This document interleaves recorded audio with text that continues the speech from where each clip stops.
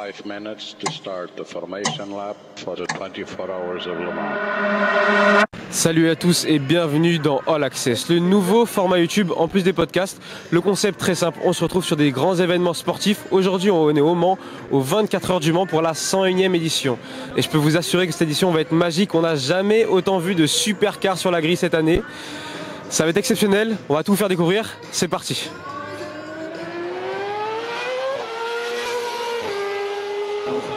On se retrouve devant chez Ferrari pour le Pit Stop Challenge. Le concept c'est simple, toutes les écuries s'affrontent sur le niveau du pit stop, donc du changement de pneus uniquement. Pour l'instant c'est Porsche qui a le record avec 9,30. On va voir ce qu'ils valent. C'est très rapide, pas autant qu'en F1 mais ça reste vraiment très rapide. On tourne sur une moyenne entre 9 sur le meilleur temps et 12 secondes pour les LMP2. C'est assez impressionnant à voir, vous allez voir, c'est très impressionnant.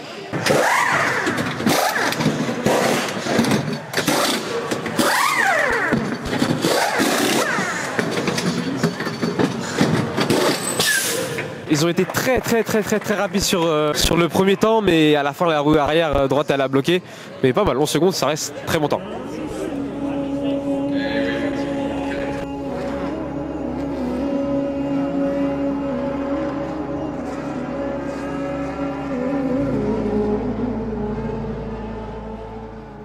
Maintenant on se retrouve à l'examination des voitures effectué par la FIA. Le passage est obligatoire, c'est pour vérifier que toutes les voitures sont bien homologuées, qu'il n'y a pas de triche, que toutes les pièces sont conformes. Chaque voiture doit passer par ce stade-là. On doit vérifier chaque pièce de la voiture, que toutes les pièces soient bien homologuées et qu'il n'y ait pas de triche tout simplement. Ça prend une vingtaine de minutes chaque examination, donc c'est assez long, toutes les voitures y passent. C'est un moment primordial avant la course pour éviter la triche.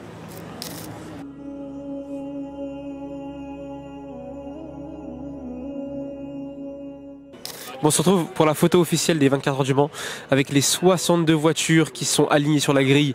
Il y en a jusque tout au bout, c'est ultra impressionnant, c'est très rare les cours à 62 voitures. On se retrouve au milieu des hypercars, il y en aura 23 qui vont prendre le départ cette année, à côté de la Ferrari numéro 50. Très rare d'être aussi proche d'une hypercar avant la course. On peut voir tous les détails, coque monocarbone, le cockpit à l'intérieur, vous pouvez voir que c'est assez serré, bon on peut pas l'ouvrir. Mais c'est impressionnant. Mais le plus impressionnant, c'est l'arrière. Là, on voit tout le développement aéro de la voiture. On peut voir le grand aileron qui est là pour laisser de l'appui à la voiture. Là, on peut les détails. Je vous dis, hein, là, je suis vraiment très proche. C'est la première fois que j'en vois une d'aussi proche. C'est assez exceptionnel. C'est tout ce qui est là, tout est calculé exprès pour donner un maximum d'appui aéro pour que la voiture aille vite dans les virages, aille vite dans les lignes droites. Et voilà, on peut même voir les pots d'échappement ici qui sont là pour l'aéro, c'est à dire que quand le pot sort, et ça donne de la puissance. Encore tout est optimisé au maximum. On a aussi ici l'air qui va tout simplement rentrer ici à l'intérieur pour aller refroidir les écopes de frein qui sont juste là. C'est un détail maximum. On parle beaucoup de la Formule 1 mais les hypercars c'est au même level, c'est très poussé. Et quand on en voit une d'aussi près, on est vraiment à quelques centimètres, on peut les toucher. C'est assez exceptionnel et c'est là où je me rends compte du travail des ingénieurs et à l'usine. Beaucoup de chance de les voir d'aussi près. Bon, on se retrouve dans le paddock, on va aller voir un commissaire qui va nous expliquer un peu ce qu'est leur rôle durant cette semaine des 24 heures du Mans. C'est parti, suivez-moi.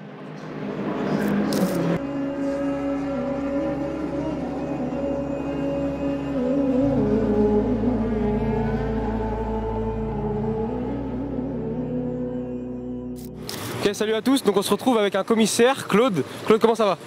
Très bien, impeccable. On est sur quel poste ici d'abord? On est sur le starter. Le starter. Et du coup, en quoi consiste votre rôle sur le starter? Quelle est votre mission principalement? Donc on gère essentiellement la procédure safety car. Lorsque les safety cars se déploient, on doit gérer la fermeture et l'ouverture de la pit lane en fonction de la situation et du passage des différents safety cars, puisque sur les 24 heures du Mans, il y en a 3. Donc à chaque passage, il y a une ouverture et une fermeture. Voilà, donc on gère cette partie-là essentiellement et on veille à ce que tout se passe bien à la sortie de la pit lane. Voilà essentiellement notre rôle. Est-ce que vous êtes toujours sur le même poste ou vous changez en fonction des jours, même des années? Alors moi je suis chef de poste, donc je bouge pas. Ça fait combien de temps que vous faites ça? Depuis 2012, l'ouverture du championnat du monde, donc le WEC, et donc c'est mes 13e 24 heures. 13e cadre, c'est assez impressionnant. Et donc je suppose que c'est votre passion, l'automobile. À quel moment vous vous êtes dit, je vais devenir commissaire? C'est en fait tout simplement une connaissance très proche de moi travaillait pour un monsieur qui s'appelle Jacques Nicolet, qui est très connu puisqu'il a racheté la marque Ligier. Et donc il faisait les 24 heures du Mans en gentleman à l'époque en P2. Et je me suis intéressé à tout ça, j'ai toujours voulu être dans le sport auto. Et je me suis dit tiens c'est marrant, comment aller aux 24 heures, j'ai un peu fouillé, puis j'ai vu qu'on pouvait devenir commissaire et être au cœur de l'action. Pour moi, pour le coup, je n'ai fait que ce poste-là, mais c'était ma volonté. Voilà. Donc c'est comme ça que je suis venu aux 24 heures. Est-ce que vous avez un peu les chiffres de nombre de commissaires qu'il y a sur le circuit sur la semaine des 24 ou pas? Là, il y en a plus de 2000. Ça fait 13 km 626. Donc les postes sont fixes. Il faut pouvoir tourner puisque nous aussi, on fait les 24 heures. Il faut qu'on soit alerte puisque le rôle du commissaire, c'est d'être surtout sur le circuit autour, d'être l'œil, les yeux en fait de la direction de course et le bras armé de la direction de course puisque les équipes sont composées de signaleurs et sont composées d'équipes d'intervention qui n'interviennent que sur ordre de la direction de course bien évidemment. Donc il faut rester alerte puisque quand on va intervenir, on ne sait pas la situation, donc on est là pour aussi protéger les pilotes. Et derrière, petite question, parce qu'on rappelle que c'est quand même un métier à risque, vous prenez des responsabilités assez fortes, est-ce que la peur est là ou vous vraiment faites abstraction de ça? Alors on n'a pas la même peur que les pilotes, on n'a pas de peur, sinon on ne serait pas là. On risque pas grand chose si on fait attention et la direction de course veille à ce que les commissaires soient toujours en sécurité et la preuve c'est que cette année on a un grillage FIA qui n'existait pas avant parce que dès qu'il se passe quelque chose il faut que les commissaires soient en sécurité. Donc l'année dernière il y a eu un accident au Tertre Rouge, sur une course support il y a un commissaire qui s'est pris un aileron, donc ça marque toujours et la direction de course est très très attentive à la sécurité de ses commissaires. Voilà. Et puis nous, on fait attention dans une équipe, les uns sur les autres. Voilà. Merci beaucoup Claude, ça a été un plaisir et puis bonne chance pour les 24 heures.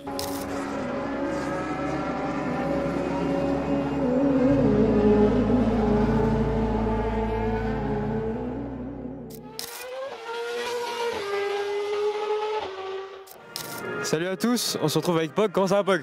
Ouais ça va, j'adore les 24 heures du Mans. Franchement c'est la grand mec automobile, c'est incroyable, c'est une course de malade, il y a toujours une ambiance quoi. Il y a tellement de choses à voir, il y a la technologie, il y a la compétition, il y a des amis, il y a des passionnés, on est tous passionnés, on est tous potes ici. Et on a vu qu'il y avait Esteban et Pierre qui étaient là, donc toi t'es venu aussi pour Alpine j'ai vu? Oui tout à fait, à la base c'est Alpine qui m'invite, comme ça j'ai découvert la A290, la première voiture électrique de chez Alpine, qui est très sympa. Et il y avait Pierre Gasly et Esteban Ocon qui étaient là en guest, qui sont très sympas. Ouais. Tout le monde très accessible, c'est cool quoi. En tout cas merci beaucoup, puis bon 24 heures à toi. Bon on vient d'avoir Romain, il n'a pas pu nous dire grand chose sur la voiture, il a été un peu tatillon, il a demandé à son attaché de presse. Ça se comprend, on est 1 heure avant l'hyperpole, il ne peut pas nous dévoiler grand chose. Mais bon on espère que ça va bien se passer pour lui et voilà, bonne chance. Pour ceux qui ne savent pas ce que c'est l'hyperpole, imaginez, les 8 voitures les plus rapides de chaque catégorie s'affrontent pendant 30 minutes. C'est intense, c'est stratégique et ça détermine qui partira en pole position le week-end. Une vraie bataille des titans sur la piste, un spectacle incroyable. Et cette année, le spectacle était bien au rendez-vous. Potential for the moment to go on to the front row of this race. Yeah. Alex Lynn from 6th position behind is goes pole! Goes on pole! My goodness! That final Alex sector! Lynn. Is it going to be a Penske pole at Le Mans, the first ever for Roger Penske? He launched it through that final chicane. What's it going to be? Was it legal? It is pole for the moment. Listen to the crowd. Unbelievable. Unbelievable scene. Bon, on n'est plus devant des voitures, on est devant un hélicoptère. On se retrouve chez Liberté. C'est grâce à eux qu'on est là cette semaine et on va découvrir ce qu'ils font.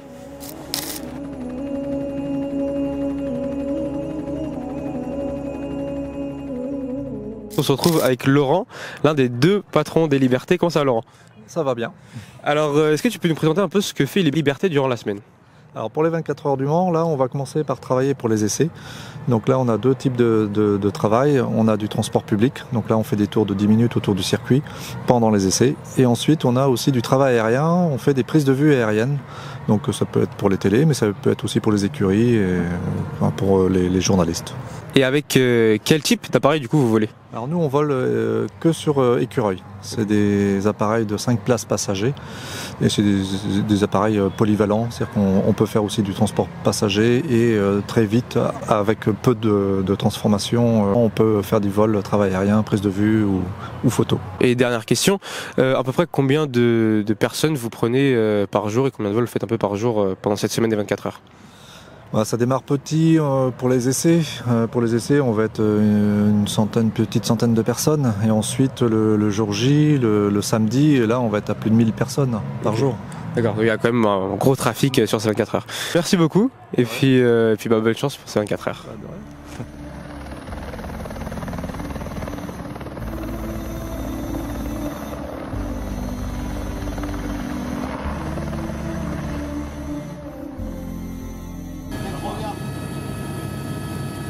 Je pense qu'on peut dire merci Liberté, hein. Toujours exceptionnel, la vue elle est magnifique, merci Liberté.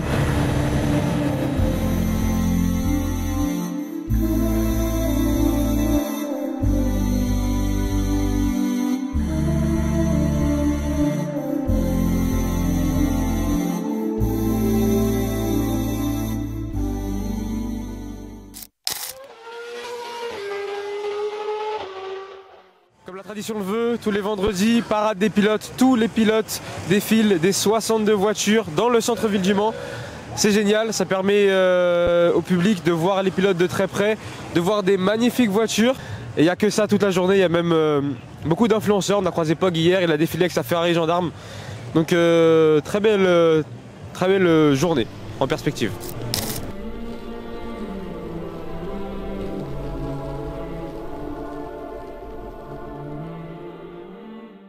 En plein milieu de la parade des 24 heures du Mans, devant Aston Martin, c'est fou ce qui se passe. Là on va la vivre à 100%, on est dans la parade, on est avec les pilotes.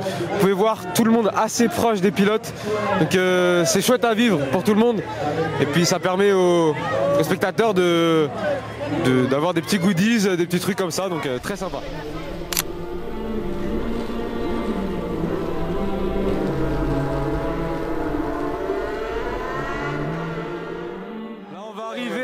Sur le point central de la parade des pilotes, la place de la République.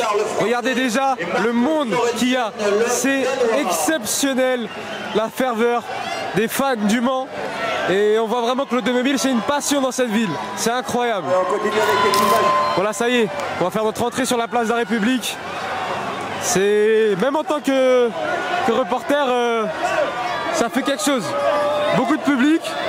J'ai l'impression que c'est pour moi, c'est pour les pilotes, hein. Ils donnent beaucoup d'amour aux pilotes, mais je le prends un peu pour moi aussi. On en profite. Je comprends la motivation qu'ont les pilotes après pour faire une course comme ça. Le public leur donne beaucoup d'amour et c'est normal. Ils travaillent beaucoup, ils risquent leur vie sur ça, mais incroyable. Bon, malgré tout cet amour, tout cet enthousiasme, il va falloir que les pilotes restent concentrés sur la course. Difficile de redescendre après une dose d'adrénaline comme ça, mais bon. Ils sont pros, on sait très bien qu'ils vont faire leur job. Et on peut voir que même les pilotes s'y prennent à cœur joie pour satisfaire le public. Ils n'hésitent pas à descendre de leur voiture, aller saluer la foule, donner des bracelets. C'est beau de voir des pilotes aussi impliqués avec le public. On voit qu'ils arrivent à se détendre quand même de temps en temps, donc très cool pour le public surtout.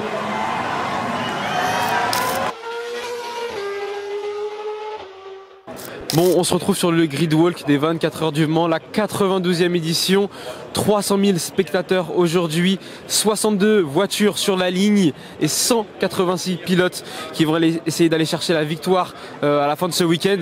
Donc beaucoup de gens sur le grid walk, beaucoup de gens se retrouvent au milieu des hypercars. 3 catégories qui sont alignées cette année, hypercar, LMP2 et LMGT3.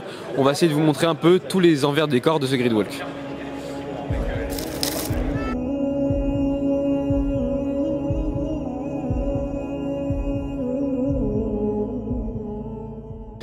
Ok, du coup on se retrouve devant l'Alpine numéro 35 qui partira en 5e position.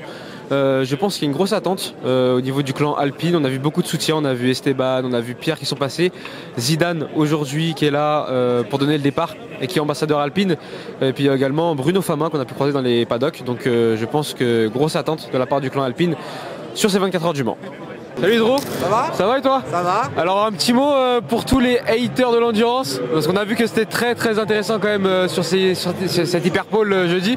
C'était un petit mot pour tous les gens qui veulent découvrir ça. Les haters de l'endurance, ça existe ça? Des gens qui ne savent pas apprécier le sport automobile à sa juste valeur. Et toi t'es vu pour qui d'ailleurs? Moi je supporte tout le monde, je supporte la France, pilote français, équipe française. Alpine Peugeot forcément, mais bon petit coup, forcément Ferrari, je suis obligé. Mais non franchement j'ai hâte, et puis pour ceux qui n'aiment pas l'endurance, bah tant pis pour vous, laissez-nous entre nous, on profite. C'est dommage pour vous, vous ratez un très beau spectacle. Ça. Et puis voilà quoi, il n'y a plus qu'à, je pense qu'on aura une très bonne course. Bah ça. En tout cas merci beaucoup, et puis bon week-end à toi. Merci. Salut.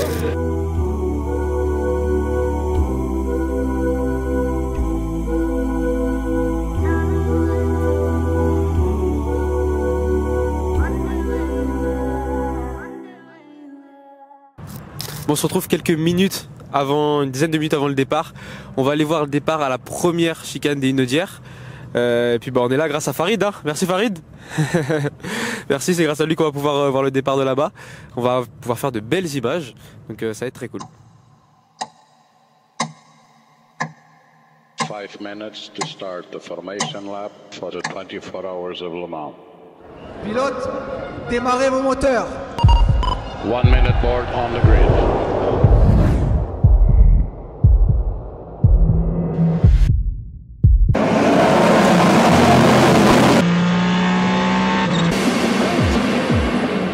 Le départ des 24 heures du Mans vient d'être lancé, la 92e édition. Dès le premier tour, Ferrari est repassé devant. Ça annonce une course très intéressante. On peut les voir derrière moi passer. Elles font beaucoup de bruit. On se retrouve dans les paddocks. La course a commencé depuis 4 heures. Il commence à y avoir beaucoup de mouvements. C'est là où on fait les premiers changements de pilote. Il y a déjà eu des ravitaillements, déjà des changements de pneus. Les voitures ont commencé en pneus wet parce qu'il a commencé avec de la pluie. On a vite tourné sur des pneus soft. Et là, il y a beaucoup de mouvements qui est en train de se faire dans les paddocks. Donc on va aller voir ça. Un écosystème énorme. Les mécanos sont à fond pendant ces 24 heures. Pendant tout le week-end, ils vont travailler d'arrache-pied toute la nuit. On va découvrir ça. Donc là, juste devant, il y a un employé de chez Michelin qui travaille sur les pneus, qui fournissent les pneus, qui regarde comment le pneu s'est dégradé pendant la course. Donc ces pneus-là ont été utilisés pendant le premier relais. Ils sont arrivés ici et ils grattent un peu sur le pneu pour voir comment se comporte le pneu sur cette température-là avec ces conditions-là météo. Il y a un mécano Michelin dans chaque stand qui regarde la dégradation des pneus pour savoir comment se comporte le pneu et pour l'optimisation maximale du pneu pendant la course. On se retrouve devant le box Alpine qui est juste ici. Et derrière, à 2 pas du box, on peut retrouver l'atelier, là où les mécanos travaillent s'il y a un problème sur la voiture pendant la course. C'est là où sont stockées toutes les pièces aéro. Donc on a le capot, on a les ailerons, on a tout ce qu'il faut en pièces de rechange. S'il y a un crash, les mécanos interviennent directement, très rapidement. Ils prennent les pièces, ils les ramènent dans le box et ils changent. En quelques minutes c'est fait, c'est très impressionnant la vitesse où ils vont.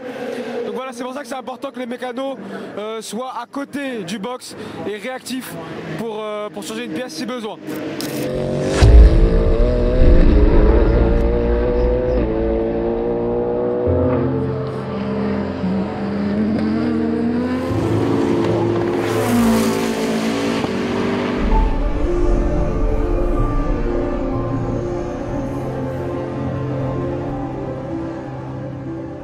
Bon, on se retrouve en début de matinée. Il reste un peu moins de 4 heures de course. La nuit a été très longue. Il a plu. Il a beaucoup plu. Il y a eu 3 heures de safety car. On a perdu les 2 Alpines en début de soirée à cause de fiabilité moteur. Le moteur n'a pas tenu sur cette course. Beau travail. Ils ont abandonné en 5e et 2e position. Ils ont quand même réussi à trouver de la perfo. Maintenant, il reste les Cadillac, les Toyota et les Ferrari dans le même tour à moins de 4 heures du drapeau à damier. Mais la course bat encore son plein, donc très intéressant à suivre.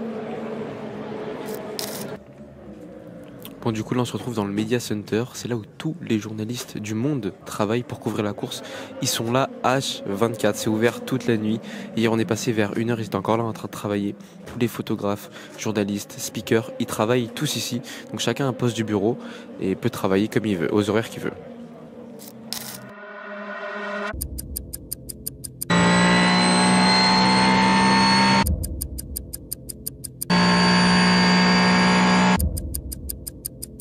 Final lap of the Le Mans 24 hours.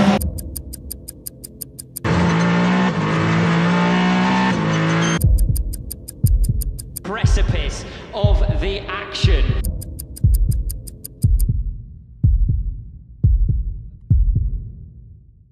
Ça y est, la Ferrari numéro 50 qui va gagner 11e fois aux 24 heures du Mans. Il gagne cette 82e édition. Incroyable, belle performance de Ferrari qui finissent première et troisième, Toyota en deuxième position. Bravo à eux, des 24 heures exceptionnelles. Et les 5 premiers étaient dans le même tour, incroyable. Et ça y est, elle est là, la Ferrari numéro 50 qui remporte 2 ans d'affilée les 24 heures du Mans, 11e victoire pour Ferrari. C'est l'hymne italienne qui va être sur le podium dans quelques minutes, on va aller voir ça. Bravo Ferrari.